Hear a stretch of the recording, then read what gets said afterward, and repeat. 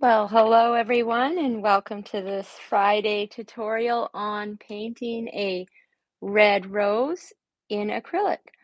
So I'm just going to focus in on this rose here, and you can paint along in acrylic, of course, or oil. I've got out my paint here. Up here you can't see, but I've got white, and I put out some Payne's gray. Indian yellow, cad yellow, and then I've got all my colors labeled except there's a few ones I threw in later just for fun. This is like a, you know, quinacridone violet. I won't be using it in this demo. Probably I'm going to do another demo right after this because when I have everything set up, I just kind of do a few at a time. And then I've got transparent red oxide, viridian green, cobalt blue, ultramarine blue. This is a color I don't think I'll be using in this demo, but it's burnt sienna, transparent burnt sienna, yellow ochre, and some dioxazine violet. So there's some colors out here that I just put out because I'm going to do a few other demos this morning. We'll mainly be sticking to the reds, and I've got, cad red light, and this is the alizarin here.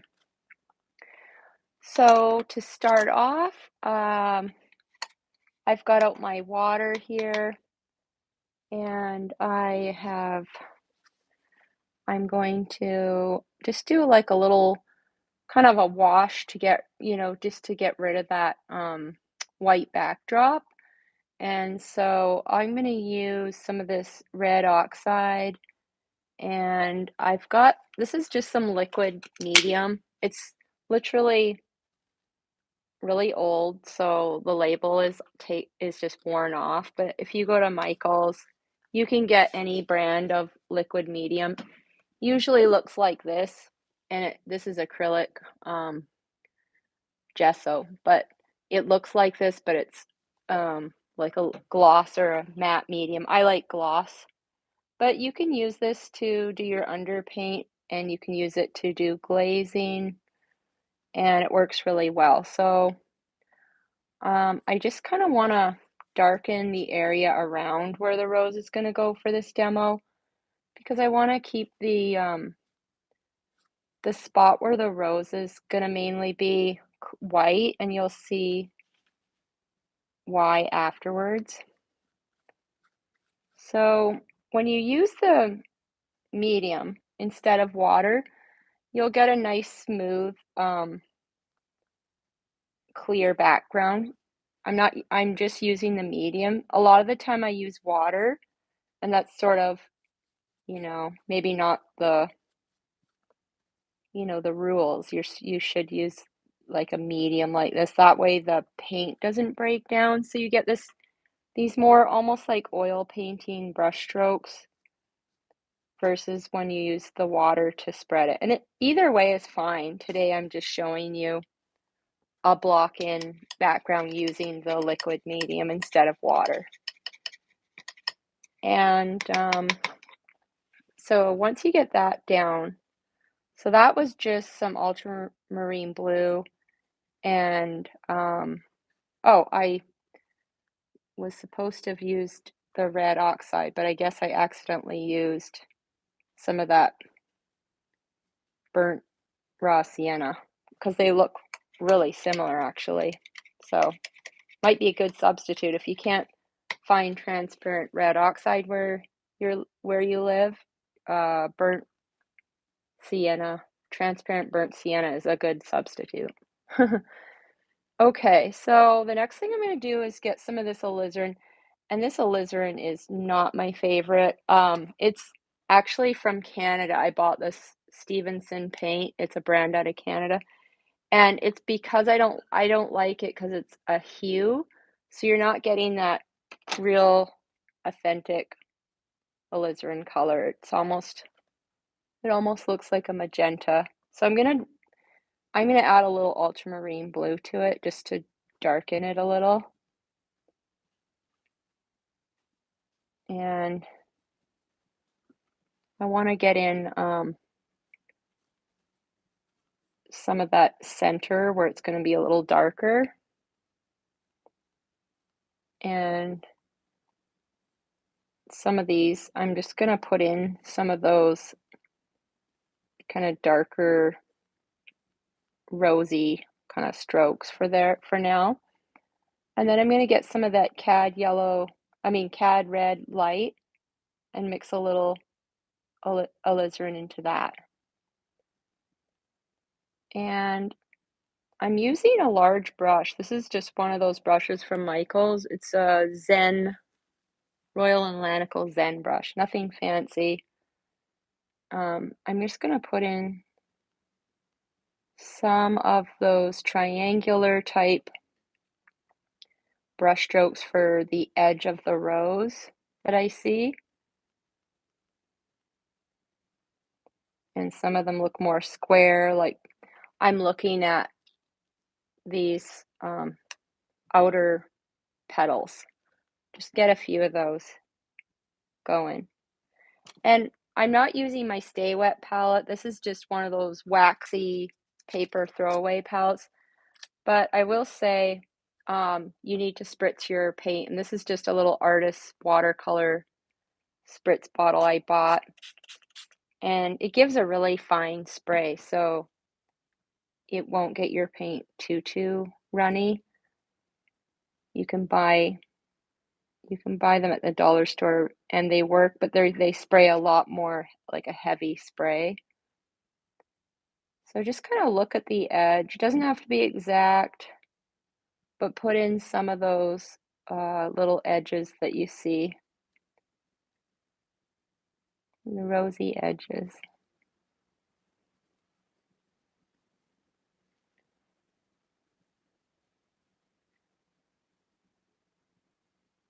And there's kind of a pointy one up here.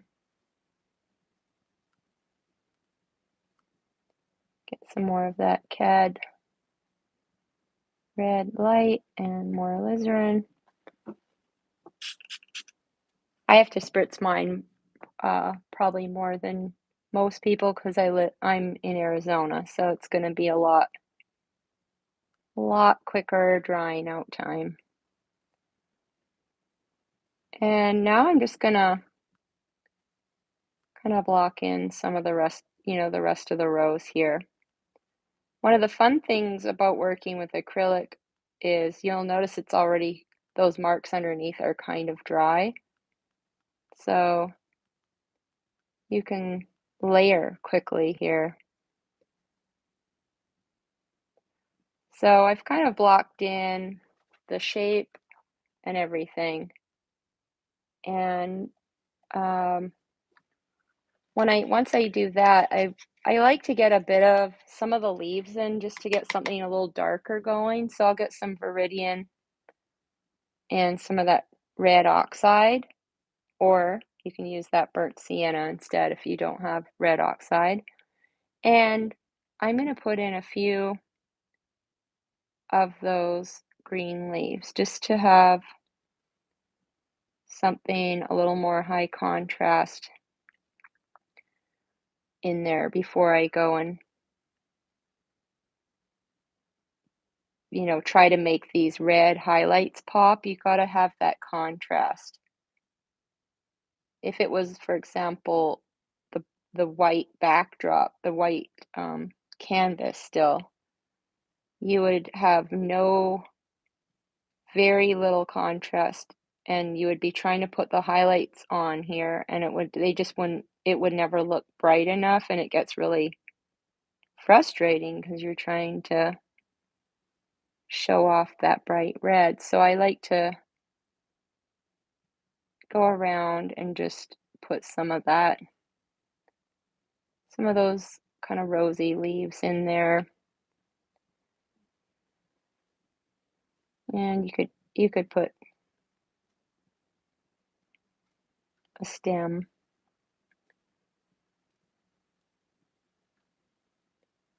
And there's a bunch of roses around in the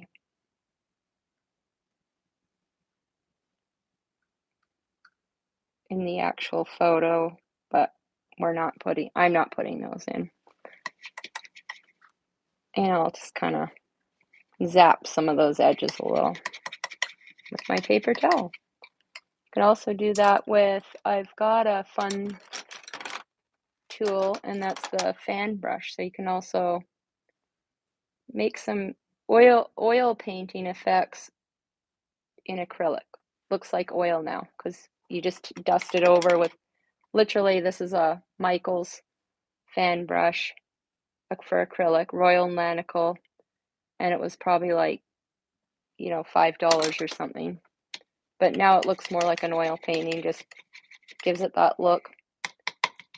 So I'm going to move to a smaller brush.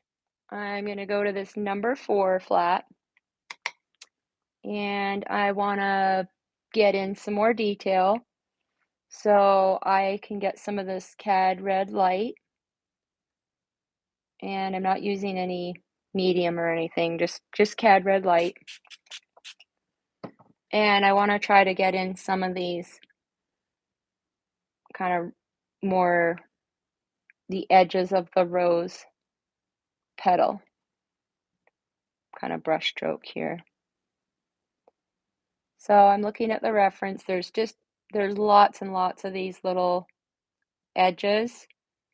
So just kind of, you don't have to do them exactly like the reference. Pick a few that you really like and just add some of those brighter brush strokes. And then in the center, they start to kind of wiggle a little. There's some little, jigs and jags and more edges here. And some of them bend over a little like this and like that. And then there's some bright highlight up here. Trying to you just want to be careful to leave the space between, because that's what's gonna, show the highlight off. So if you lose the dark, you won't see the light.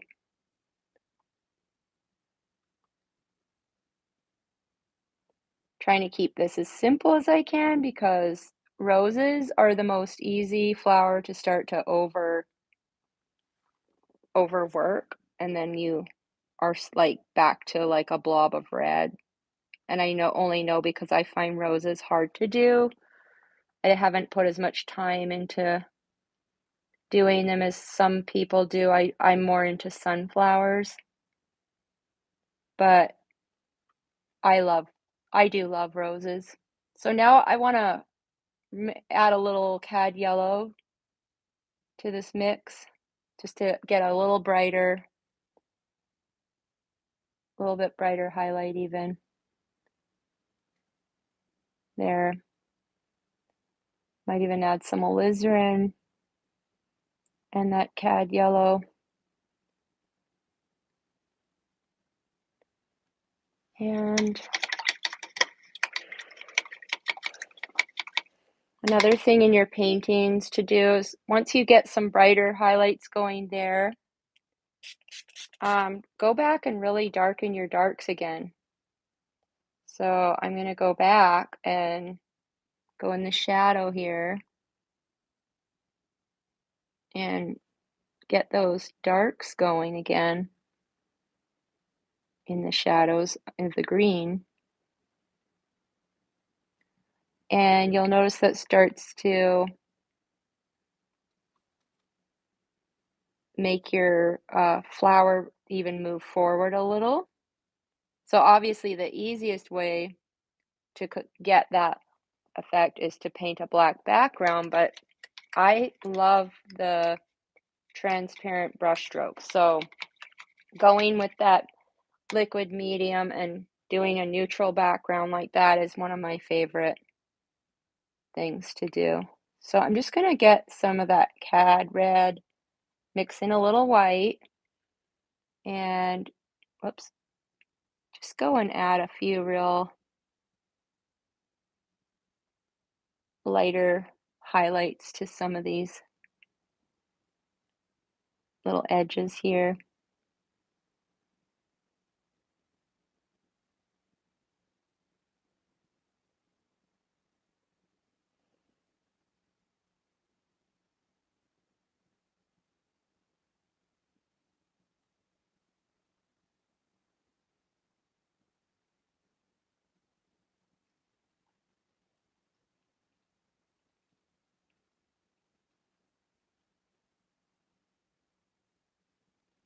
And then once you add some of those lighter brush strokes, you can now go back and get some of that alizarin, get a little bit of that ultramarine blue to darken it.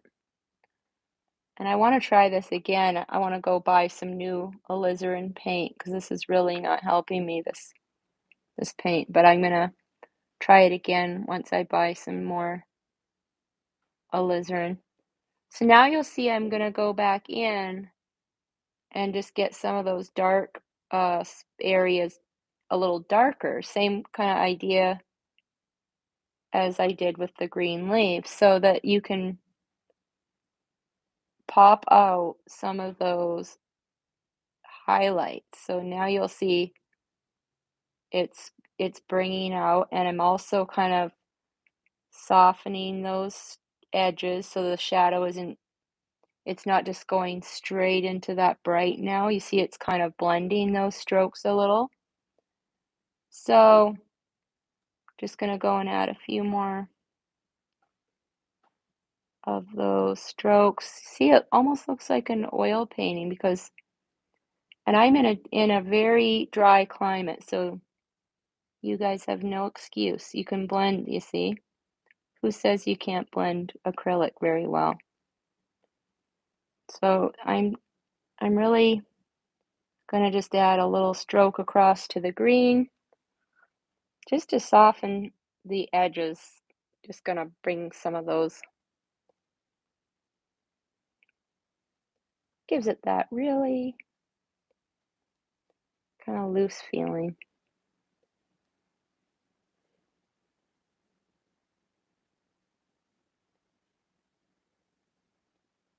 I'm just gonna dab some of that paint there, and you might just want to dab a few little bits of red into your background just for fun. So another thing you can do with acrylic paint when you're doing a rose like this is when it's all dry, this is all dry, get some of that liquid medium and take a dab of ultramarine blue. So you see it's sort of very transparent like this. So this is how you would glaze your shadows. So you get this so it's like you can see through that, and I can't really show you yet, but I'll try. And you gotta let this dry, and it would take this. I've got some really thick paint, so it would take a while. But you want to just glaze some of that blue in your shadow. And I'm kind of doing it while it's still really wet, but you get the idea, and you can even glaze your leaves. It's really fun to do. So that's just something else you can do. So this video is one that you can sign up on my Patreon to get little tutorials like this in acrylic and in oil. And my style is very flexible. I would paint the same way in oil. So if you sign up for as little as $10 a month, you get access to these little tutorials. So if you like them, don't forget to hit the like and subscribe button. And I'll be doing more of these, but I do take them off of YouTube so you don't get access to them forever. But like I say, if you want more like this and at full access for little tutorials like this, it's $10 on Patreon. The link is in my YouTube banner, or if you go to Instagram, you can find the link in there too. So thank you for watching, and I look forward to seeing you in the next video.